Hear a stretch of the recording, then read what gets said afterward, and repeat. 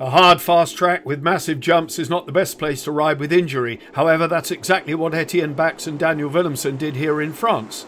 In race 1, they both had to fight from the back of the field and make their way through the traffic to claim 5th and 6th places respectively. It was damage limitation for both of them, and Bax in particular will have been pleased to get at least some points on the board.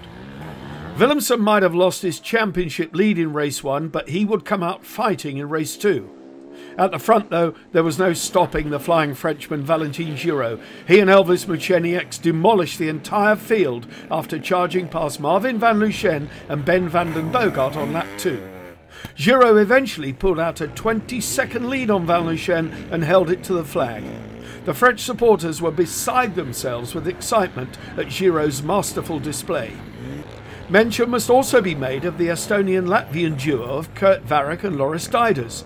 Far from fading, they got faster and faster. Once third place became possible, they displaced Koen Hermans and took it. Race 2, and it was more of the same from Valentin Giraud. He wanted this more than anything and made certain of the victory. He led from the start, and despite a determined effort by new series leader Van Lucien, he held a good lead throughout.